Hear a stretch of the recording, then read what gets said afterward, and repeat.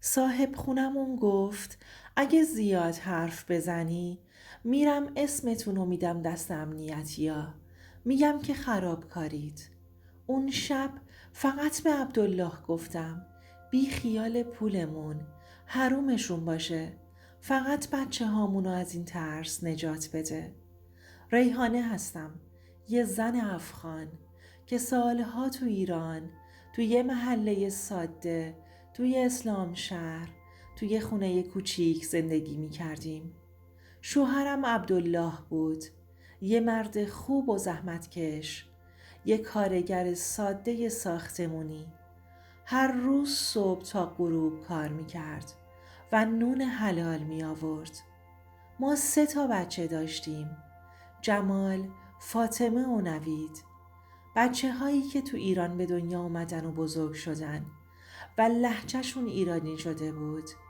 همینجا مدرسه می رفتند. ما خیلی بی سر و صدا زندگی می کردیم. فقط دنبال یه لقمه نون و یه زندگی امن بودیم. همیشه تلاش می کردیم خونمون گرم و پر محبت باشه. با وجود همه سختی ها، عبدالله مردی بود که هیچ وقت از کسی طلبکار نبود. همیشه می گفت ریحانه، ما نباید دست کسی رو نگاه کنیم، باید خودمون تلاش کنیم. هر ماه اجارمون رو دقیق و سر موقع می دادیم. اصلاً دنبال درد سر نبودیم. با کسی هم کاری نداشتیم. زندگی ما ساده بود ولی پر از امید. من همیشه تو دلم آرزو داشتم که بچه هام یه روز یه زندگی بهتر داشته باشن، بتونن درس بخونن و به همه ثابت کنن که افغان بودن مانع پیشرفت نیست. اما زندگی یه جور دیگه پیش رفت تا اینکه همه چی از یه خبر شروع شد. یه روز اخبار پر شد از خرابکاری و دستگیری های متعدد. می گفتن که بعضی از خرابکارها افغان هستند. بعد از اون خبر همه جا پیچید. یه ترس عجیب افتاد تو دل ما و خیلی های دیگه. انگار همه ما رو توی کاسه ریخته بودند. همه جا می گفتند خرابکاری شده، می گفتند چند نفر رو گرفتند، بیشترشون افغان بودند. ما که همیشه سعی می کردیم کنار باشیم، فقط نون حلال بخوریم و رد بشیم. حالا شده بودیم مظنون. اولش فقط یه حس نگرانی داشتیم، ولی خیلی زود ترس اومد وسط زندگیمون. دیگه نمیتونستیم مثل قبل راحت بیرون بریم. حس می کردیم همه به چشم تهدید به ما نگاه می کنند. یه روز صاحب خونمون اومد خونمون. در زد و با یه نگاه سرد و بی احساس گفت ریحانه خانم، باید تا آخر این ماه خونه رو تحویل بدین. من که شوکه شده بودم. گفتم ما که اجارمون رو به موقع میدیم، مشکلی هم نداریم، چرا آخه؟ ولی اون جواب نداد. بعد بهم گفت پول پیشتونم نمیدم. اگرم زیاد حرف بزنید و اعتراض کنید میرم اداره امنیت، میگم که شما هم خرابکارید. صدای لرزون شوهرم رو شنیدم که گفت ما که هیچ کاری نکردیم، چرا باید با ما اینجوری رفتار کنید؟ ولی صاحب خونه فقط لبخند سردی زد و سرش رو تکون داد و در رو محکم بست و رفت. اون لحظه قلبم شکست. انگار تمام سالها زحمت و زندگی ما یک جا رفت زیر سوال. حس کردم دنیا داره بهمون پشت میکنه، ولی نمیخواستم بچه هام ترس رو ببینند. شب که شد بچه ها خواب بودند. اون شب تا صبح من و عبدالله بیدار موندیم و فقط گریه کردیم. با خودمون فکر میکردیم چطور زندگیمون از اینجا به بعد میره. نمیدونستیم باید بریم یا بمونیم. اما میدونستیم اگه بمونیم فقط بدتر میشه.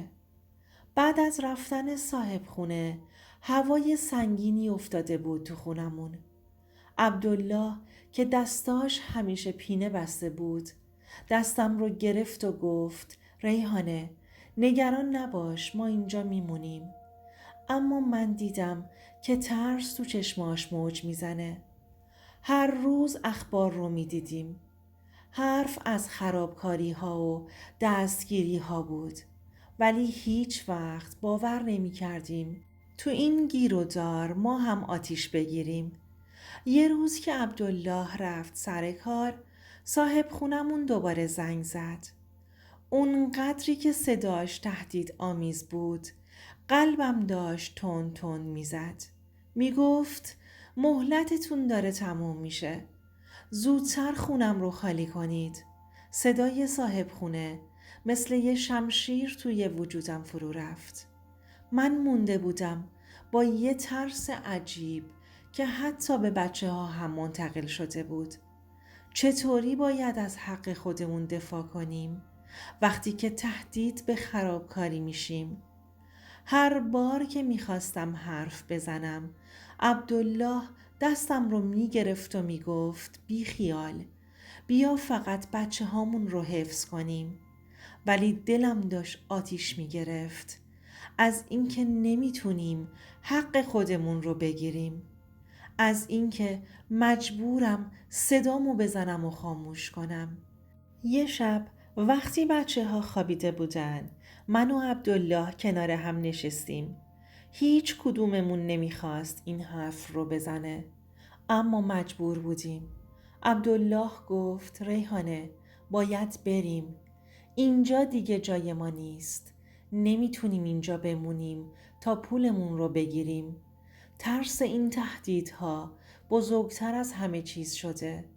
گفتم پس یعنی همه چیز رو رها کنیم؟ پولی که حق ماست، حق بچه هامه، آینده‌مونه، پول پیشمون، زندگیمون، اینجا همه چیزمون. ولی نمیتونستم اجازه بدم اسم ما تو خرابکارا باشه وسط این همه مظلومیت و سختی. خلاصه چمدونا رو بستیم بدون یه ریال از پول پیش. اشک روی صورتم جاری شد. عبدالله گفت اگه بمونیم فقط ترس و بدنامی بیشتر میشه. باید برای بچه هامون آینده بهتری بسازیم، حتی اگه درد جدا شدن باشه. بچه هامو بغل کردم. فقط بهشون گفتم هر جا باشیم با همیم، این مهمه. ولی دلم هزار تکه شده بود که بدون گرفتن حقمون باید برگردیم. خلاصه سوار ماشین شدیم و به سمت مرز حرکت کردیم. دوستان عزیز، این داستان زندگی ریحانه بود. یه داستان واقعی پر از استرس، بی‌عدالتی و رهایی از ظلم. میدونم خیلی ها مثل اونا بودن و هستند.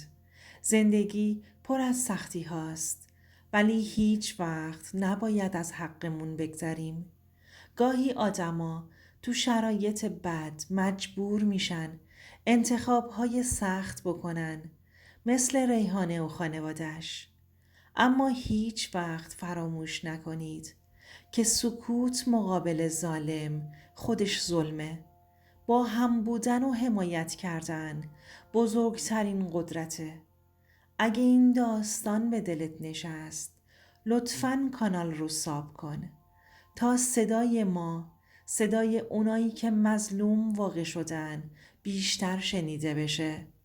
بیایید کمک کنیم عدالت و محبت جایگزین ترس و تهدید بشه. ممنون که هستید و گوش میدید.